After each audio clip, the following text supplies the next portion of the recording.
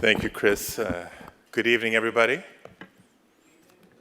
Good evening, everybody. All right, that's more like it. This is an ACS National Convention. And I'm so honored to be with you. I mean, when I walk into Senate Judiciary Committee, I know I'm one of the few non-lawyers in that room, and to be one of the few non-lawyers in this room, trust me, this is an honor. And I do want to join all of you in celebrating the tremendous work of this evening's honorees and all the award winners. Abby, that was just so inspirational. You're a constituent, Oakland? Hella good, hella good. And of course, I want to thank and commend the ACS for all the critical work that you're doing on behalf of our democracy and the rule of law, plain and simple.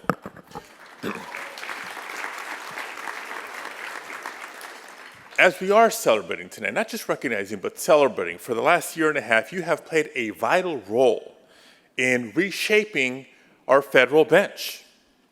ACS has spoken out on the need for a fairer and more representative judiciary.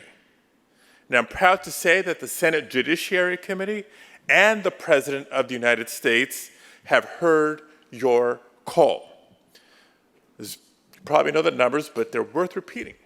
In the previous administration, 230 judges were appointed to the federal courts, more than 80% white, nearly 80% male. Lawyers with significant private sector or prosecutorial experience were vastly overrepresented. But over the last year and a half, the Senate, working with President Biden, has turned the course around. Of the 116 nominees announced so far, nearly 2/3 have been people of color, and about 3/4 are women.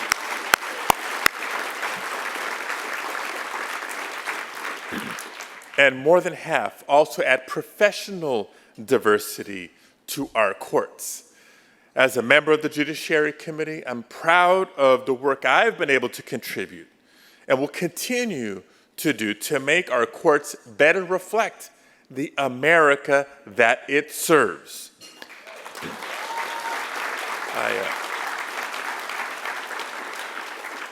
Now, I'd be remiss if I didn't say I'm especially proud of the nominees that we're confirming for both federal district and the circuit court in California. And our victories, as you know, extend all the way to the nation's highest court. This summer, gotta believe we all saw this, Judge Ketanji Brown Jackson will join the Supreme Court of the United States.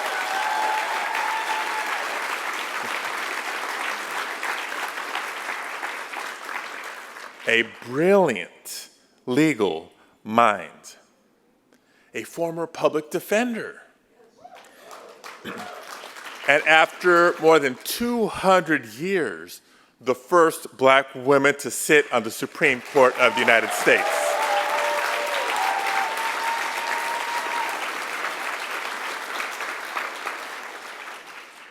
Judge Jackson's confirmation was a moment of incredible pride for me, and I think a moment of hope for our nation. It's been a highlight of my career to have participated in the Senate confirmation hearing and to strongly support her bipartisan confirmation on the Senate floor. And yet, for many of us, Judge Jackson's confirmation process was also deeply troubling.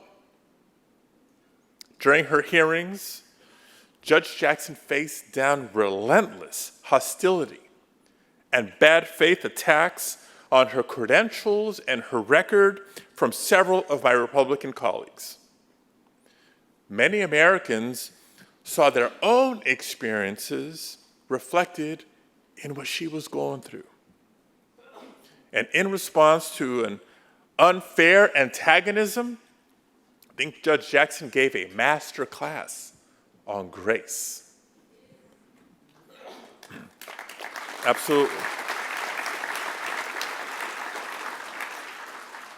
So on day three of four, on day three of her long hearings, I had a chance to ask Judge Jackson what she would say to the young people watching, young people around the country, and what advice she would have for them in their moments of trial and doubt. Judge Jackson passed on a powerful message that she received from a stranger during her first year at Harvard when another black woman saw her in a moment of self-doubt. She said, "I would tell them to persevere, persevere." Now that charge to persevere just about sums up Judge Jackson's testimony. But more than that, I think it lies at the heart of American democracy. Think about it. From Gettysburg to Seneca Falls, from a bridge in Selma to a bar called Stonewall, from the East LA walkouts to the Capitol crawl for disability rights. Our democracy grows through the faith and power of people who persevere. None of the progress that we've made has come easily. Every fight for justice is marked by setbacks. And we're still working to realize the truth that all are created equal. But each of us here today, we are here today because of the long line of people who fought for a more inclusive democracy. And it is our responsibility to now leave our democracy stronger than we found it for the next generation and for future generations. Today, it is our turn to persevere in a historic and critical moment. Now, in the previous administration, we saw a president exploit cruelty, weaponize disinformation, and outright lie about the most basic truths in order to sow distrust in our institutions. And now we're seeing just how close we came to losing our democracy in the bipartisan select committee as they're presenting their findings on the insurrection of January 6th. So I just want to take a moment right now to acknowledge my friend, Representative Jamie Raskin, who I believe is here tonight. I can't tell because of the lights, but Jamie Raskin is here tonight doing the critical work of our democracy. There he is, right on cue.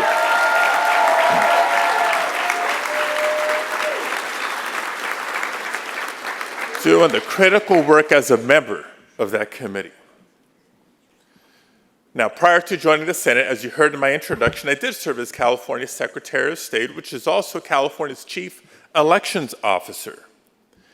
So I've been a first-hand witness and on the front lines against the push to undermine our democracy in advance of the 2020 elections, a push that culminated on January 6th of last year.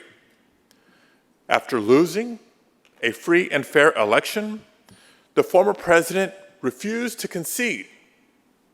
Instead, he invited and incited a mob to attack our nation's capital in an effort to prevent the peaceful transfer of power. He disrupted the peaceful, but not the transfer of power.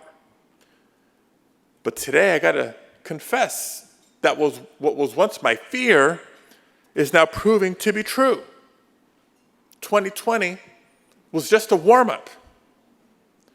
Despite the deadly insurrection on January 6th and the failure to overturn the will of the voters, President Trump and his allies are undeterred. They're already rallying to intimidate voters with partisan poll watchers this election.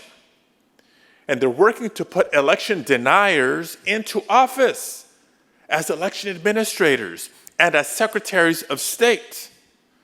Just this week, an election denier became the Republican nominee for Secretary of State in Nevada. And we're witnessing Republican officials in New Mexico baselessly refusing to certify a local election. So let's be clear, and let's be wide-eyed about this, folks. They're laying the groundwork to try to sabotage our democracy again, both this fall and in 2024. And meanwhile, the Supreme Court continues to chip away at the foundations of our democracy. From Shelby County and Brnovich to Citizens United and more, the Supreme Court has used its power, this Supreme Court has used its power, not to safeguard, but to undermine voting rights and democratic participation. And at the same time, as it limits the power of Americans to make their voices heard in our democracy, the court has used its own power to weaken and dismantle other settled rights. Just 6 weeks ago, we saw the dangerous draft opinion that will likely overturn Roe v. Wade and leave this generation of women with fewer rights than their mothers. In decision after decision, an emboldened right-wing majority of the Supreme Court is rewriting history right before our very eyes and overturning settled precedents in order to undo hard-won progress. And of course, in the United States Senate, we have seen bill after bill stalled and obstructed by Senate Republicans exploiting the filibuster. They've weaponized this tactic to block popular common sense bills to protect voting rights and strengthen our democracy. Instead of making progress for the people, we're being held back by arcane procedure that has no basis in the Constitution. Democracy needs our help. But I'm here to tell you that I have faith. Just like the generations before us, we must roll up our sleeves and continue the work. That is the fight of my life. Now, I was drawn into politics as a 21-year-old, just a few months after I graduated from MIT with a mechanical engineering degree, came home to my community of Pacoima, California, and saw ads on television for a ballot measure known as Proposition 187, a measure that sought to deny public benefits to immigrant families. And so I realized quickly that people like me needed to be at the table when important decisions are being made in government and other institutions of power. And that belief drove my work as a member of the Los Angeles City Council, as a California state senator, and it shaped my approach as California's Secretary of State because I believe in that most basic lessons of our high school civics classes, that our democracy works best when as many eligible people participate.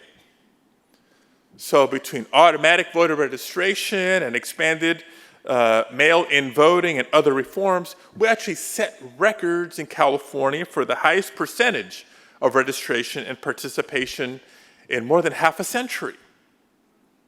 And now in the Senate, yes, I'm fighting tooth and nail to pass the Freedom to Vote Act and to reauthorize the Voting Rights Act.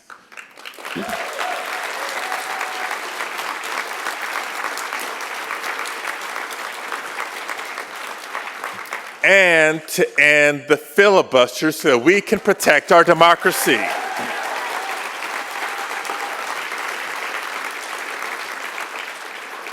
All while working with President Biden to rebuild our federal judiciary with more voices, more perspectives, and more diverse experiences. But there's more work to be done. And clearly, progress doesn't just come from the Beltway and from the District of Columbia. This fight requires all of us. So I need each of you to ask yourselves a question tonight. How will you step up for our democracy?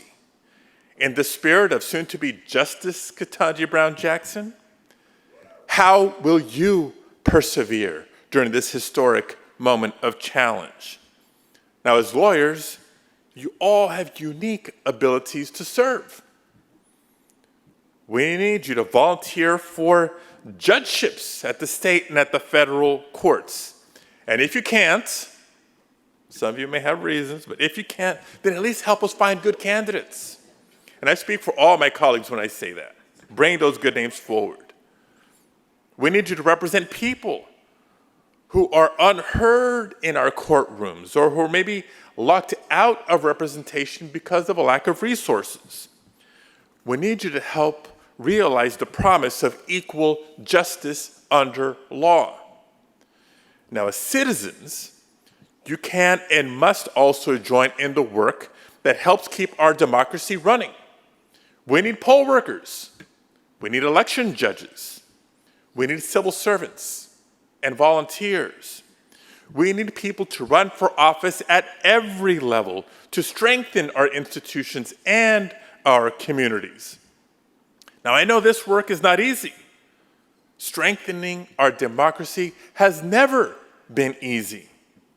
But you have the tools and the resources to make a difference.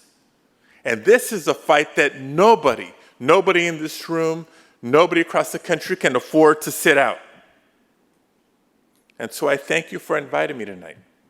And I thank you for the work that you've already done on behalf of our democracy. And I thank you for the work that you will continue to do to strengthen our democracy. So thank you for the honor of being with you all tonight. May God bless all of you, and may God bless the United States of America.